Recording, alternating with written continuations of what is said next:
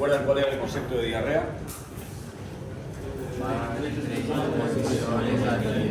Muy bien, excelente.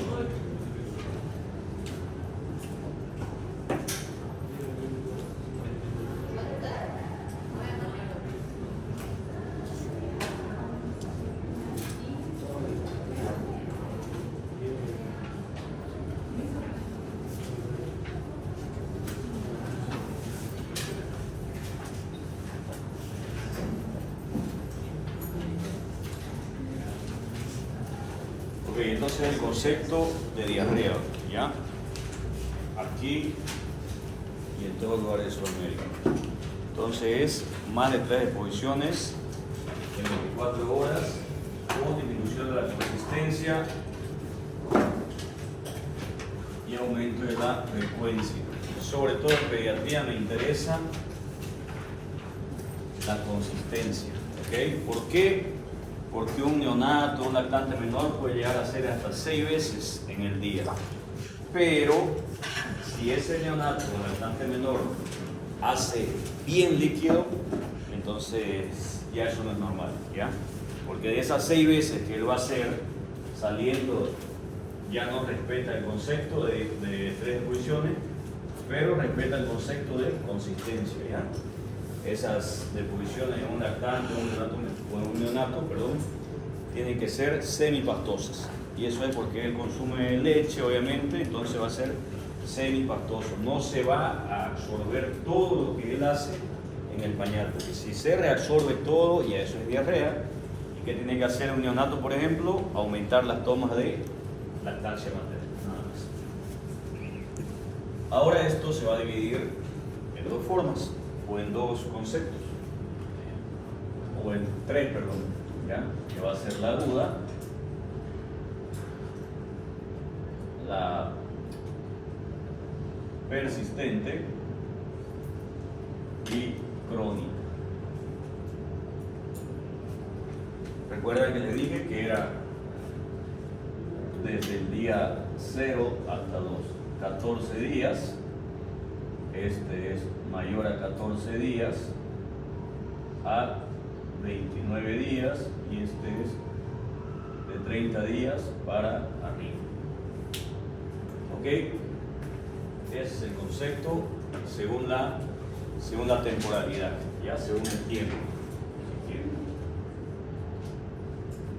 Ahora, lo que se dice es que la persistente es una persistencia de la aguda, o sea, una aguda que lastimosamente no cumplió con ser menos de 14 días y continuó unos días más, pero no pasa a ser, pero mantiene la misma etiología.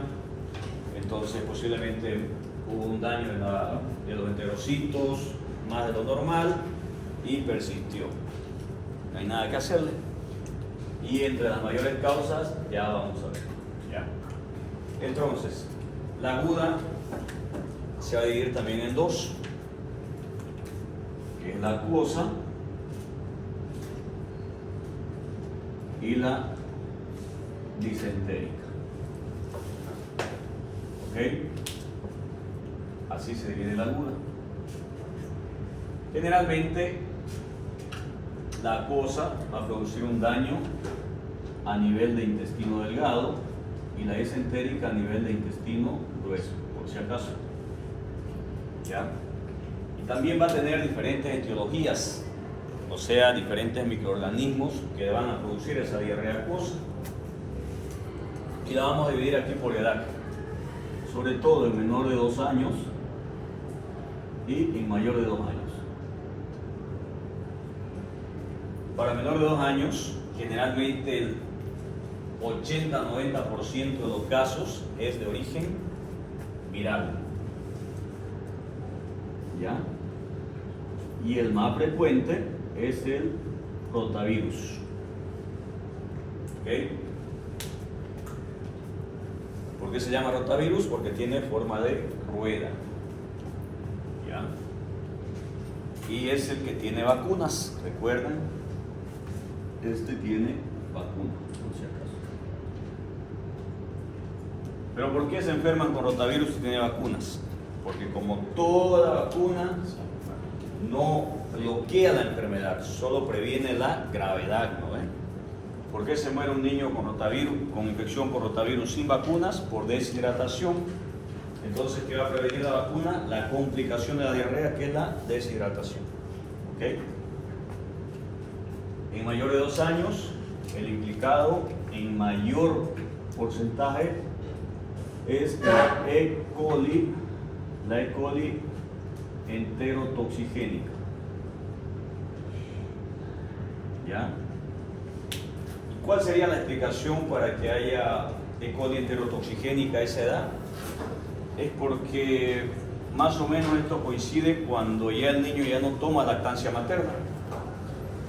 En la leche materna existe una sustancia que se llama lactoferrina, y esta lactoferrina de la leche materna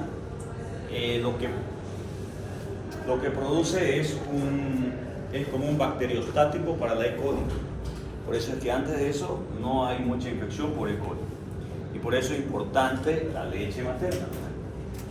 Entonces ya cuando el niño deja de tomar leche materna, ya tiene más predisposición a infectarse por la E. coli. ¿Okay? Por si acaso, esa es la E. coli más frecuente de todas las E. coli, que son 5. Es la más frecuente diarrea del viajero, y la más frecuente que produce diarrea en adultos también, en adúlteros. ¿Ya? Pero me interesa sobre todo el niño, por si acaso. ¿Okay? La disentérica también la podemos dividir por edades. ¿Okay? Vamos a ver, mira acá.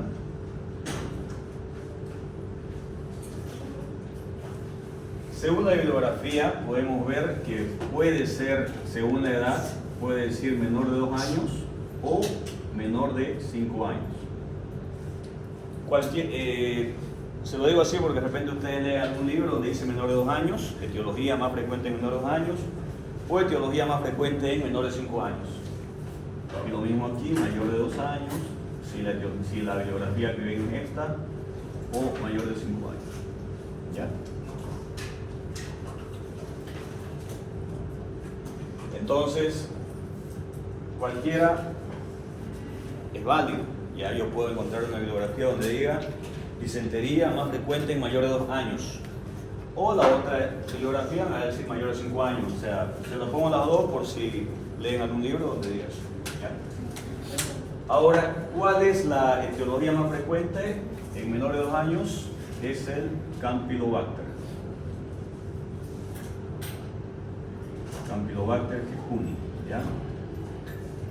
Y aquí la Shigella flexneri. Ambos van a producir disentería.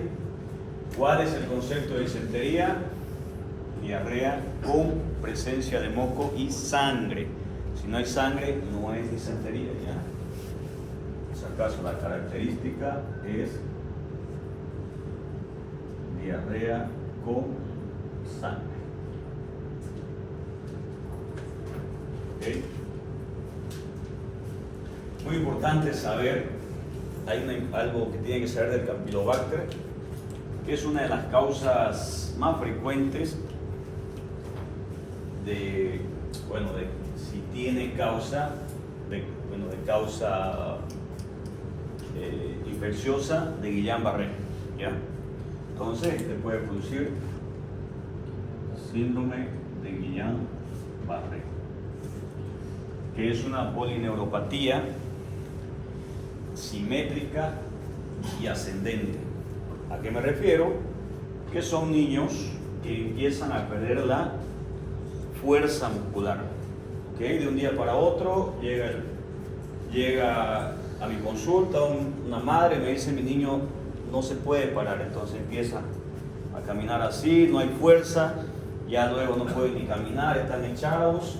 A veces uno le dice: levanta la pierna, empuje, uno le dice, y no tienen fuerza. Y es simétrico, ¿ya? Empiezan a tener una pérdida de fuerza simétrica, y va ascendiendo, Lo grave es cuando llega al diafragma y el paciente no puede respirar, porque los músculos respiratorios también empiezan a paralizarse. El paciente entra en un estado de insuficiencia respiratoria y en caso de estar hospitalizado tiene que ser intubado, ¿ya? Generalmente es una enfermedad, ¿cómo se llama? Inmunitaria, ¿ya? Nuestra propia inmunidad humoral es la que empieza a atacarnos, desencadenada por la toxina del Campylobacter. Como tratamiento, generalmente para Guillain-Barré, ¿qué es lo que tengo que hacer yo? Un medicamento que le dé el equilibrio a mi sistema inmunitario que está desequilibrado y atacándome. ¿Cuál es ese medicamento? La inmunoglobulina humana, ¿ya? Por eso es que se coloca inmunoglobulina humana en pacientes con enfermedades autoinmunes, tipo fiebre mediterránea, púrpura trombocitopénica idiopática, anemia hemolítica, Guillain-Barré, todas esas son enfermedades autoinmunes, pues.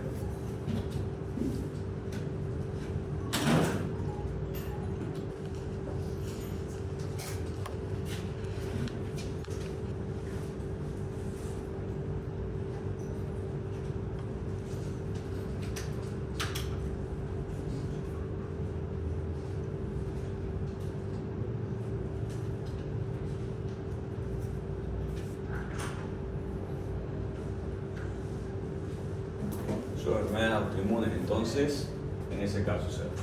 Y donde se van a encontrar, generalmente se encuentran en aves de corral tipo palomas, gallinas, generalmente están en palomas.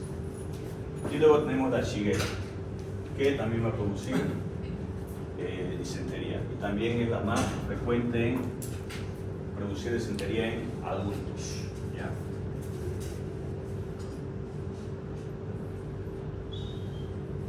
Y una de las complicaciones que produce la shigella, también por su toxina, por la toxina Shiga, produce una toxina llamada Shiga y produce una complicación que se llama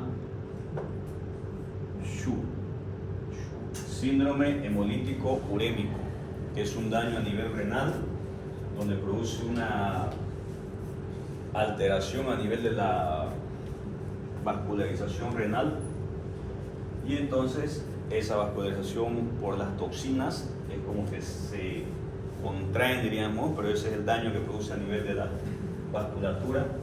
Entonces cuando pasa por ahí el eritrocito, como el eritrocito tiene una forma bicóncava, ¿no? Así, si no me equivoco. Entonces al pasar por ahí, como está tan dañado ese vaso, no logra pasar y se destruye. Entonces por eso es que se produce la hemólisis, y ese daño produce una insuficiencia renal y aumenta la urea y creatinina, pero se llama urémico, síndrome hemolítico urémico. Pero ese tema lo vamos a pasar cuando pasemos nefro, ¿ya? Pero es para que lo sepan, vayan sabiendo eso. Se caracteriza obviamente por anemia, plaquetopenia y también presenta edema. Obviamente insuficiencia renal aguda, ¿ya? Pero esa es la complicación. Entonces, complicación del Campylobacter, síndrome de Guillain-Barré, complicación de la shigella, la toxina Shiga, ¿ya?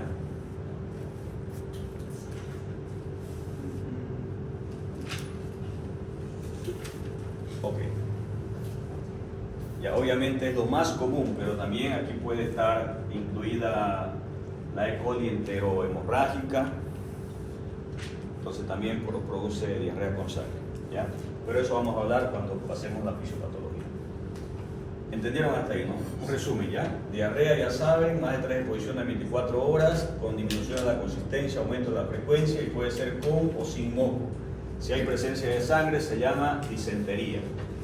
Esta se va a dividir en aguda, persistente y crónica, que si hablamos de su temporalidad es del día y de inicio hasta 14 días agudo, persistente de 14 a 29 días y crónico mayor a 30 días.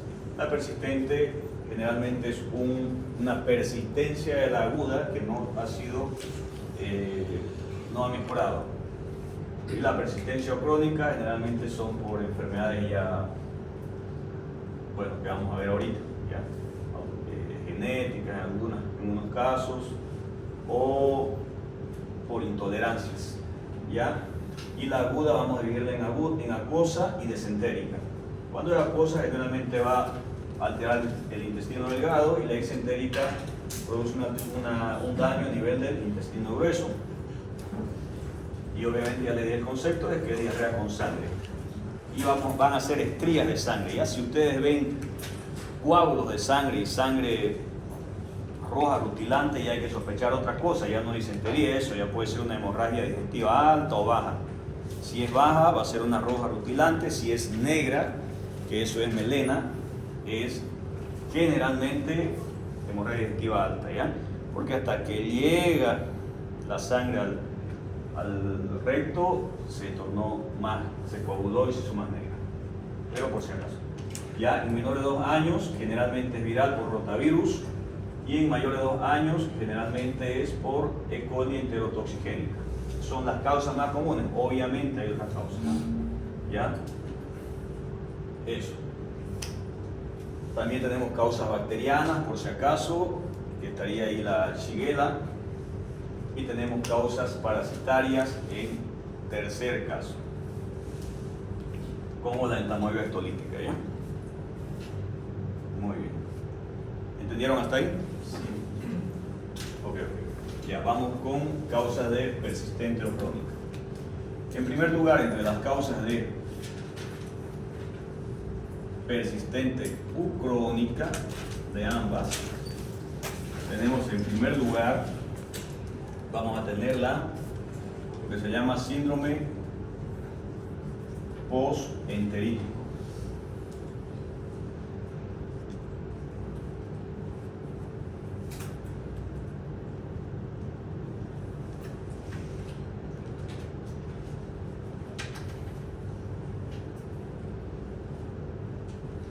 ¿Ya? El síndrome postenterítico generalmente se da porque porque las madres no lo alimentan al niño con diarrea, ¿ok? Entonces, ¿por qué? Porque dice la mamá, lo que pasa es que le doy alimento y tiene diarrea. Entonces, ella supone que es la alimentación la que le produce diarrea, ¿ya? Lo cual no es así. Y el tratamiento es mantener la alimentación bien, nada más, y esperar hasta que pase la diarrea, ¿ok? Esa es la primera causa. Entonces hay que indicar que no puede suspender la alimentación. Otra cosa, nunca se tiene que diluir la leche. Muchas veces se escucha, y no sé de dónde demonios sacan eso, pero a veces van al médico y bueno, la mamá le prepara 3 onzas de leche, que equivale a 90 ml,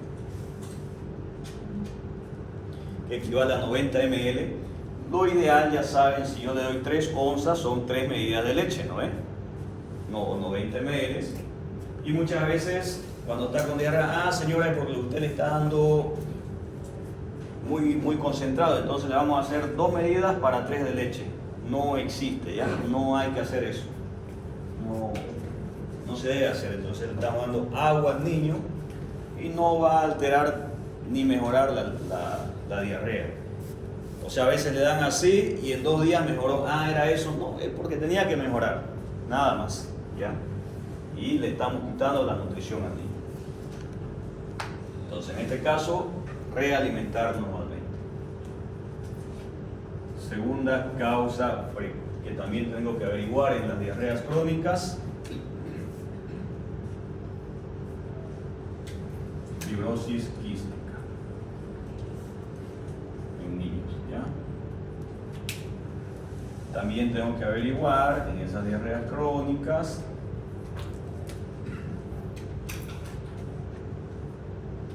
intolerancias. puede ser a la lactosa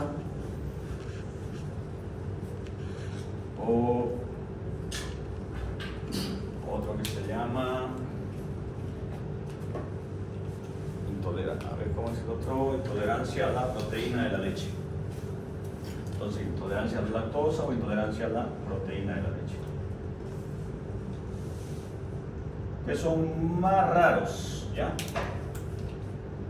Entonces, a la lactosa es casi común, a la proteína de leche no es muy común, pero también hay que averiguar si, ¿ya?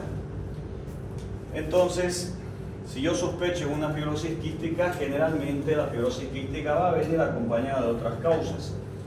¿Qué es fibrosis quística? En primer lugar, es una enfermedad genética donde se alteran los cromosomas, no recuerdo cuál es, que el cromosoma 7 si no me equivoco. Hay una alteración de ese cromosoma y el paciente presenta hipersecreción de órganos que generalmente presentan secreción, como ser pulmón, páncreas principalmente, ¿ya?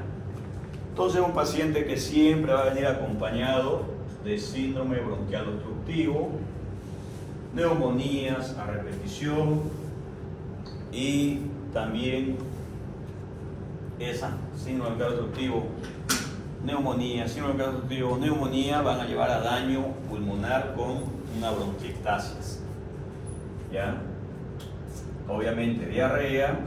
Y un dato importante que yo tengo que averiguar si sospecho de fibrosis quística es si presentó el niño ilio meconial.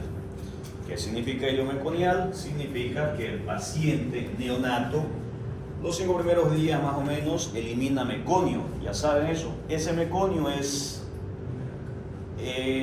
algo mucoso que sí o sí tiene que eliminarlo, porque si no produce una obstrucción o un tapón mucoso de meconio. Entonces, estos pacientes con fibrosis quística tienen ese antecedente que han presentado ilio meconial o tapón meconial, ¿ya? Entonces, puedo averiguar eso. Si hubo ese dato, ya, o sea, no es ley, ¿no es? Pero ya es un antecedente importante. Si sospecho eso, solicito lo que se llama test del sudor, donde va a haber un aumento de sal, ¿ya? Va a haber un aumento del sodio. Entonces puedo pedir un test del sudor, me sale positivo, mantengo la duda, le solicito otro, ¿no? Me sale positivo, hay otro examen que se hace también. Pero eso es fibrosis quística, ¿ok? Si hay intolerancia a la lactosa, ¿qué voy a solicitar? Voy a solicitar lo que se llama sustancia reductora. Esto anótenlo porque es común. No todos lo presentan, pero es. Doctor, perdón, yo síndrome del sabor, sudor. Test del sudor. Y si sospechan de intolerancia a la lactosa, generalmente se da en niños pequeños. Entonces toman leche, a veces de la mamá o leche artificial, de la sucedáneo normal. Entonces empieza a tener diarrea, no hay causa, se le pide un coproparasitológico simple, se le pide morbo fecal normal, toma normal, pero diarrea. Entonces solicito un examen de sustancia reductora, ¿ya? Para ver si hay intolerancia a la lactosa. Y si hay intolerancia a la lactosa, no le doy leche con lactosa. ¿Dónde hay leche con lactosa? En la mamá y en todas las leches sucedáneas normales. Entonces tengo que cambiar la leche sin lactosa o leche de soya, ¿ya? Tengo que quitarle la lactosa. Muy bien. Listo, ¿entendieron eso, no ven? ¿O alguna duda? Ok, entonces nos vamos a la fisiopatología del por qué se producen las diarreas.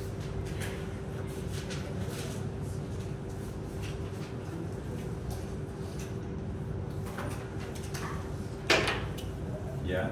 Entonces hay que aprenderse que las diarreas pueden ser de tipo secretoras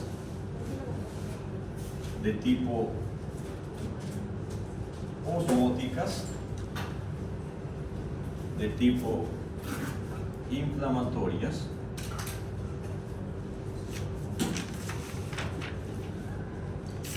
y de tipo por dismotilidad.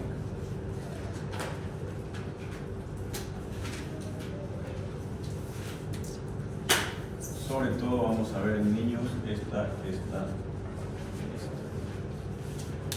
¿Ok? Muy bien, ¿a qué se refiere la secretora? Haré de cuenta que tengo aquí mi intestino. ¿Ok? Este intestino generalmente tiene una absorción y secreción. Generalmente tiene que absorber más de lo que secreta porque todo lo que yo como tiene que absorberse en el intestino para aprovechar todo lo que es calorías e hidratarme, ¿no es? Eso es normal. Pero cuando yo tengo una infección, o sea, la secretora generalmente se da por infección, esta infección me va a eliminar toxinas. Las bacterias más comunes que eliminan, o de las que vamos a hablar, que eliminan estas toxinas, son la E. coli, obviamente la enterotoxigénica, y otro que es el muy nombrado sobre esta diarrea secretora es el Vibrio cholerae, que produce el cólera. ¿Ya? Entonces, lo que hace esta toxina es estimula los lugares de secreción para que haya una hipersecreción. ¿Ya? Lo que normalmente se secretaba en poca cantidad, ahora esa toxina hace que haya una hipersecreción de sodio. Siempre que hay sodio hay cloro, el sodio siempre viene acompañado del cloro, y también se va a secretar agua. ¿Ok? Y como consecuencia, esa hipersecreción va a producir diarrea y deshidratación.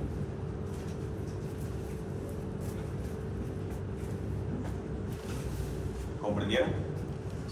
¿A qué se refiere la secretora? Eso hacía grandes rasgos. Ahora la osmótica. Igual tengo un intestino. Y ya saben que ese intestino tiene que reabsorber alimentos, ¿no es? Pero hay sustancias como ser productos con lactosa, que cuando yo tengo intolerancia a la lactosa, estas sustancias se van a mantener en la luz. ¿Ok? Se mantienen en la luz del intestino y no se reabsorben. No se reabsorben sus metabolitos, no se reabsorben nada. ¿Por qué? Porque necesita las enzimas que el paciente no tiene, porque es por eso que hay intolerancia a la lactosa, porque el paciente no tiene enzimas para metabolizar la lactosa. Entonces la lactosa se mantiene en la luz intestinal, y al mantenerse en la luz lo que hace es atraer líquido hacia él, ¿ya? Entonces absorbe, absorbe y absorbe todo lo que es líquido. Lo mismo, bastante agua, ¿ya? Sobre todo. Entonces, como el intestino no está haciendo su trabajo de reabsorber los alimentos y hace como un proceso alérgico, diríamos, y entonces empieza más bien estos alimentos, esos metabolitos empiezan a quitarle, a reabsorber del intestino, y también hay diarrea. ¿Ok? obviamente aquí hay toxinas y el estado general del paciente se va a afectar, ¿no ves? Puede haber, se va a acompañar de fiebre, inapetencia, malestar general, pero este no va a estar acompañado, no hay toxinas, entonces clínicamente el paciente va a estar normal, ¿ya?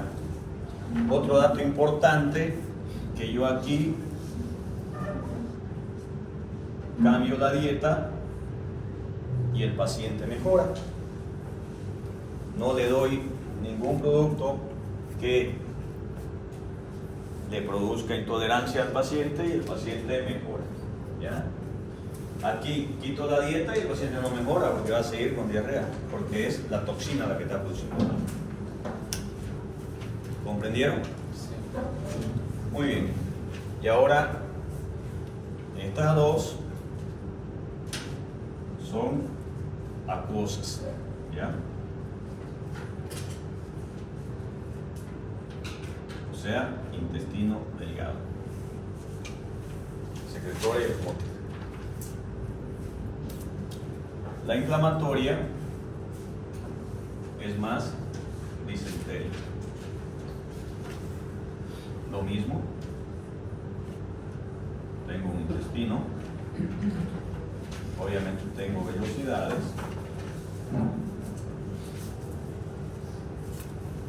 o enterocitos si quieren.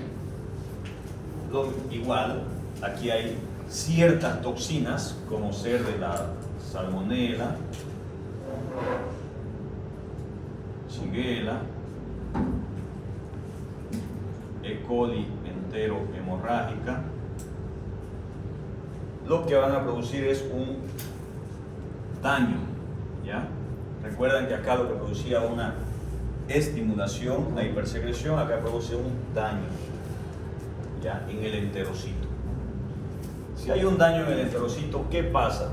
El enterocito está encargado de absorción, secreción, producción de enzimas. Entonces todo eso se va a anular la secreción, la absorción y la producción de enzimas. Entonces disminuye la absorción, disminuye la producción de ciertas enzimas y va a aumentar obviamente la secreción por todo el daño que hay. Hay exudado que se traduce en moco, y también va a haber daño capilar obviamente por la lesión que hay a nivel del enterocito. ¿Ok? Si disminuye la absorción, aumenta la secreción, disminuye la producción de enzimas, puede actuar como una intolerancia parcial a la lactosa porque no va a producir las enzimas que absorben la lactosa.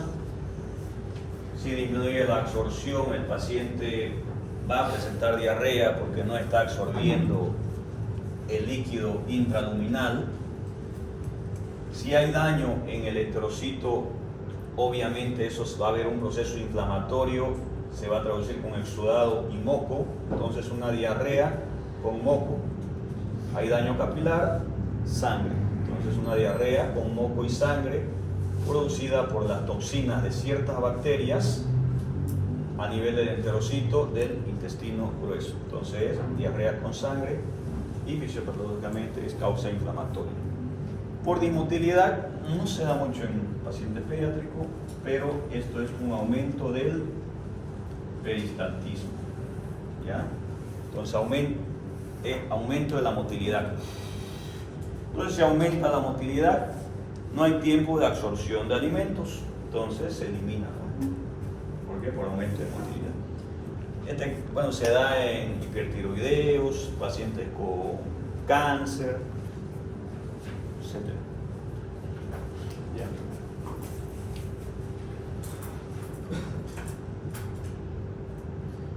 Aquí también, si quieren, podemos poner en los osmóticos laxantes.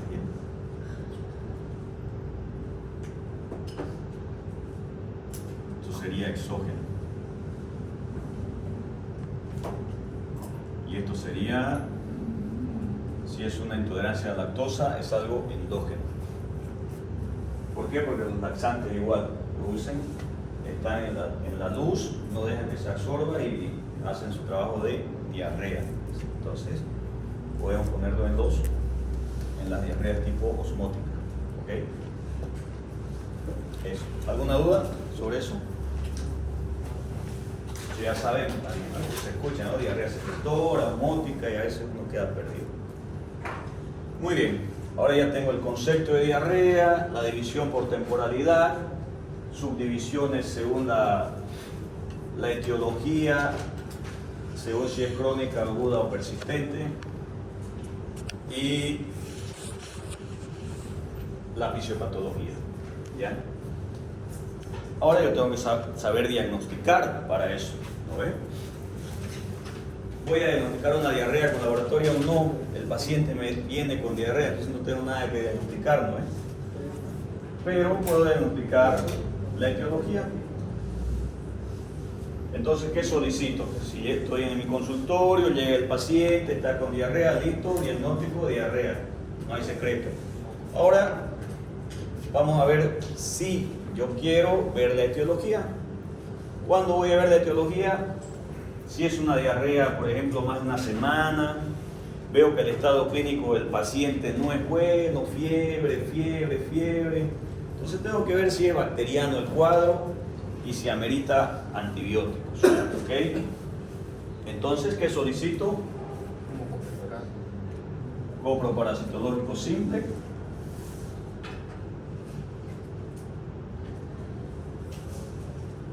Más moco fecal. ¿Qué voy a ver en el copro? Parásitos. A ver si es parasitario. De repente es una ameba. Y en el moco, bacterias. ¿Ok? Cuando en el moco me va a venir el parasitológico, va a decir si hay bacteria o no. ¿Ya? Va a decir trofozoito de ameba, digamos, ¿no? De Yardi, no sé. Directo así. Y en la bacteria va a venir polimorfo y mononuclear. ¿Ok? Si hay polimorfo nuclear, me va a venir en porcentaje y mononuclear en porcentaje. Si es polimorfo, es bacteriano, y si es mononuclear, es viral. ¿Okay? Entonces agarro mi laboratorio, llega el paciente, le solicité un laboratorio, me dice: doctor, no puedo recolectar porque mi hijo usa pañal y todo se absorbe. ¿Ok? Dele la vuelta, porque el otro lado es impermeable y no se va a reabsorber, ¿no? Entonces lleva la muestra, me trae el laboratorio y observo copro parasitológico sin desarrollo de parásitos, moco fecal, polimorfonucleares 90%, mononucleares 10%. ¿Ok? Es bacteriano. No me dice qué bacteria es, pero me dice si es bacteriano o viral. Ahora, si yo veo que es bacteriano, si el estado del paciente y la temporalidad de la diarrea me sugiere, puedo iniciar antibióticos. Ya puedo iniciar cotrimoxazol, puedo iniciar una cefixima, una cefalosporina tercera. Pero además tengo que solicitar algo donde yo pueda ver qué tipo de bacteria es, y eso es un coprocultivo, ¿no es? Entonces, si me sale bacteriano, mi siguiente paso sería cultivo. ¿Ya? O sea, coprocultivo más antibiograma. Siempre tengo que nombrar, no voy a poner cultivo, tengo que decir coprocultivo. ¿Ya? Si es en sangre, hemocultivo. Si es en orina, urocultivo. Si es de secreción monoquial, cultivo de secreción monoquial. Siempre hay que especificar. ¿Ok? Eso hay que saber siempre. Muy bien. Entonces, ya ahí voy a saber qué bacteria es la que está afectando al paciente. ¿Listo? Eso en caso de que el paciente esté estable. Si sospecho que es una intolerancia a la lactosa, solicito sustancia reductora.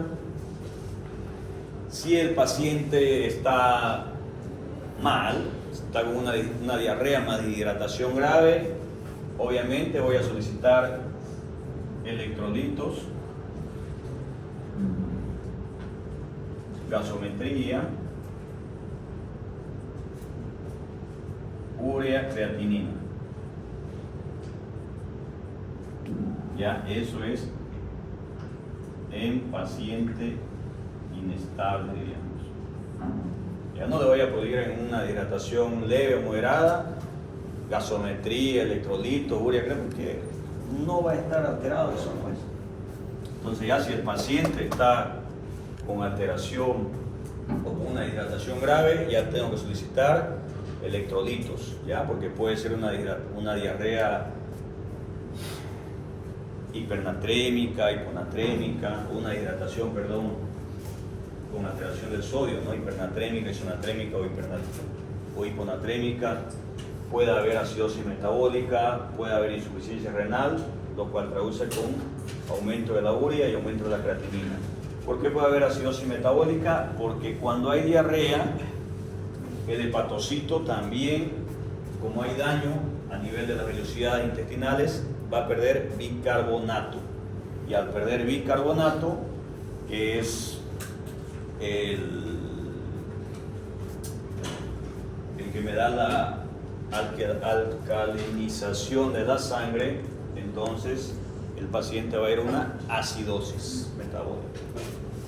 También pierde potasio y puede haber una hipocalemia grave. Entonces sí o sí tengo que pedir electrolitos, gasometría, y por la deshidratación grave puede haber una insuficiencia prerrenal con alteración de la urea y la creatinina. Por lo menos eso es básico que tengo que pedir. Ya, obviamente voy a pedir un hemograma, etc. Glicemia, no es. Pero esto es básico pensando en su deshidratación. Eso, ya. Una vez hago el diagnóstico, que toca tratamiento, ¿no es? Ok, vamos a hacerlo más. Puedo borrar. ¿Entendieron hasta ahí? ¿Se lo vuelvo a explicar? Puedo explicarlo otra vez, no pasa nada.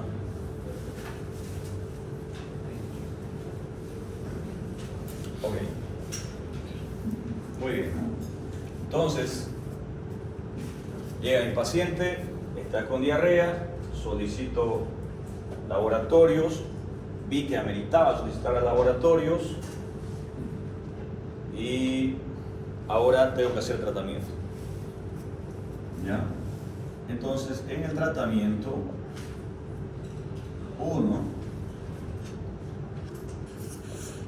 dieta normal, ¿ok? Normal me refiero a lo que la edad le sugiere. Si tiene menos de 6 meses, leche materna a libre demanda o la aumento en caso de deshidratación. Si tiene más de 6 meses, aumento los líquidos, suero casero, suero de hidratación oral, pero sigue comiendo normal, no pasa nada. 2, puedo dar zinc, ¿ya? ¿Cuánto daré de zinc? 20 miligramos día por 14 días. ¿Okay? El zinc disminuye la frecuencia, ayuda en las velocidades, actúa como cofactor, ayudando a otras vitaminas y otros medicamentos a hacer su acción, y además ayuda a que si el paciente tiene predisposición a tener una diarrea de aquí a 2 semanas, 1 semana, disminuye esa predisposición a tener diarreas, ¿ya? Por si acaso. Además, si el paciente no ha recibido, puedo darle también vitamina A o ácido fólico, que actúan también disminuyendo. Esto puedo dar 200.000 unidades internacionales en una sola toma y 5 miligramos. ¿Okay?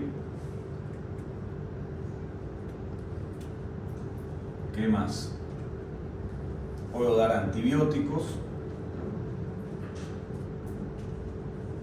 dependiendo del estado del niño, ¿okay? Si es una fiebre persistente, una diarrea de más de 7 a 10 días, decaimiento, entonces si yo veo que amerita dar antibiótico, además que el copro me da infeccioso, puedo dar cotrimoxazol, dependiendo de la etiología, puedo dar cefixima, puedo dar acitromicina, si fuera un Campylobacter, aquí es acitromicina, aquí si son si tengo Shigella, por ejemplo, puedo dar cualquiera de esas. Si hay, puedo dar metronidazol, si es entamoeba histolítica, ¿ya? Puedo dar metronidazol. Entonces, dependiendo de la etiología y del estado del paciente, puedo dar antibióticos o antiparasitarios. Como 5, puedo dar probióticos. También puedo dar, ayudan a mejorar la flora intestinal. Un ejemplo, Florestol. ¿Ya? Hay varios, Florestol, Enterogermina, Multiflora, etc. Pero dicen que es el más estudiado, Florestol. ¿Okay? Si hay vómitos, ¿qué voy a dar? Puedo dar ondansetron.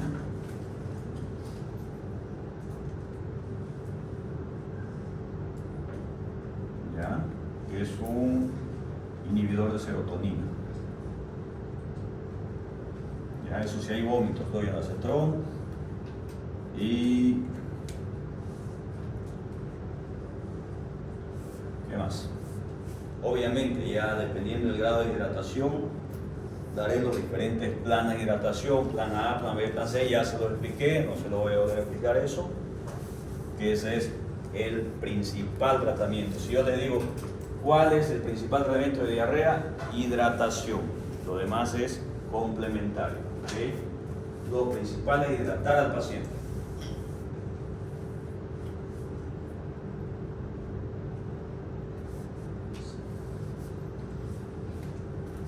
Y un medicamento que se llama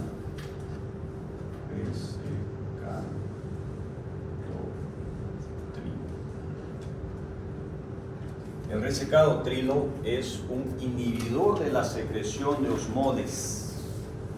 ¿Qué es osmoles? Electrolitos. Inhibe la secreción de sodio, cloro, agua. ¿Ya? Por ejemplo, si yo tengo una diarrea secretora, puedo dar resecado-trilo. Nunca doy ese medicamento, pero tenemos que conocerlo, tenemos que saber también. Entonces, inhibe la secreción de osmoles. ¿Ok? Nada más. Ok. Entonces, de eso se trata la base del tratamiento. Y el principal, obviamente, hidratar. Nunca se olviden eso. Eso es lo principal en la diarrea.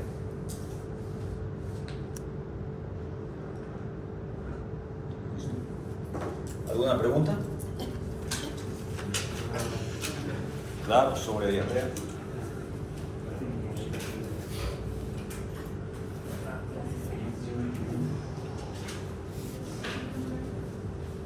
Eso. Ok. Nada más sobre diarrea, entonces se complementa con deshidratación, ya saben, plan A, plan B, plan C. Terminamos, ¿no? Hoy de SEGA también. Sí.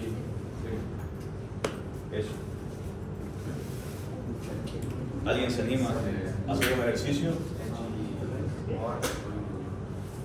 por 2 puntos de la práctica. Plan A, ya saben, suero a libre demanda o 100 por kilo de cada posición. Plan B, 100 ml por kilogramo dividido en 4 horas.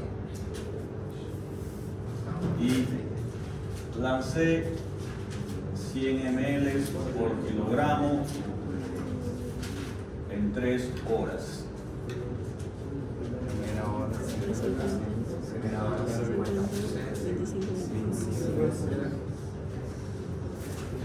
¿Ya? O fases de rehidratación rápida. 20 por kilogramo, un máximo de 60 ml por kilogramo cada 20 minutos como mínimo, con evaluación de hidratación en cada fase. Ya saben, ¿no? ¿Se recuerdan? Y luego paso a mantenimiento, que son líquidos basales para mantener nutrición y hidratación según Joya y Segar. Pueden retirarse. La lista no